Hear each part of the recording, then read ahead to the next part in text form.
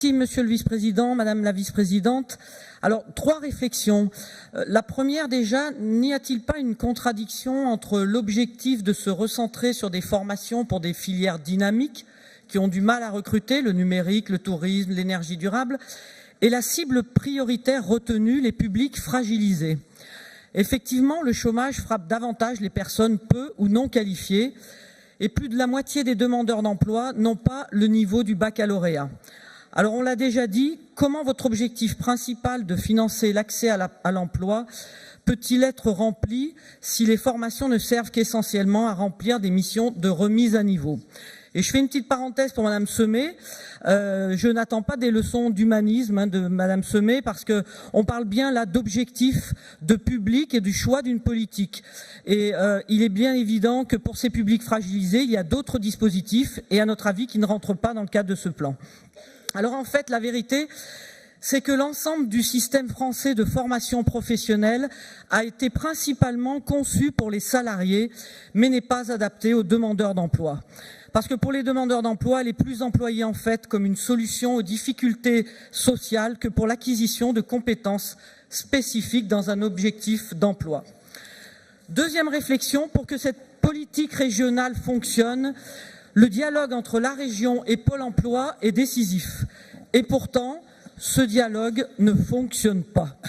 Principal opérateur de la politique de l'emploi, Pôle emploi est un financeur très important des formations aux demandeurs d'emploi, mais en même temps, il les oriente vers des stages financés par la région, et ceci sans critères ni stratégie vraiment définis.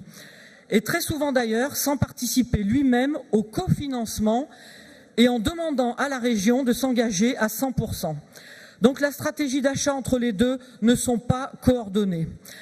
Et puis comment peut-on parler de convention et de partenariat efficace quand Pôle emploi, qui va toucher 60 millions d'euros à dépenser d'ici la fin de l'année pour les demandes de formation, refuse d'aider la région à financer les demandes qui restent sur le carreau faute de budget régional?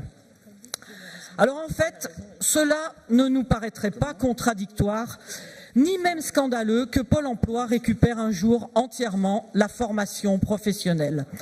Ce qui permettrait finalement de mieux articuler l'habilitation des organismes de formation, les aides individuelles, la mobilisation du CPF. Parce qu'en matière d'économie et d'emploi, nous sommes toujours plutôt favorables à une approche nationale et une vision centralisée d'un État stratège. D'ailleurs, même les CREFOP ne sont pas devenus des lieux de concertation que la loi avait prévus.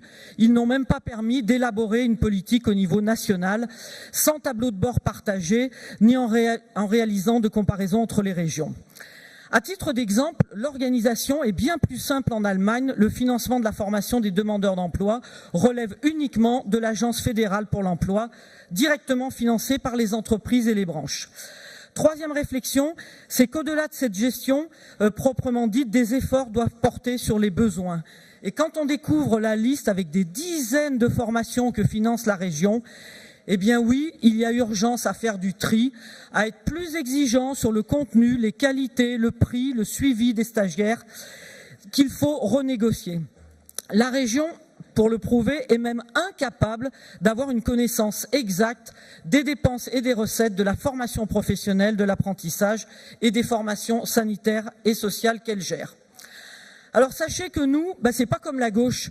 Ce n'est pas sur les organismes de formation qui perdent des appels d'offres que l'on va pleurer, mais plutôt sur les demandeurs d'emploi qui sont les premiers à faire les frais de ces systèmes complexes, de ces formations qui ne débouchent sur rien.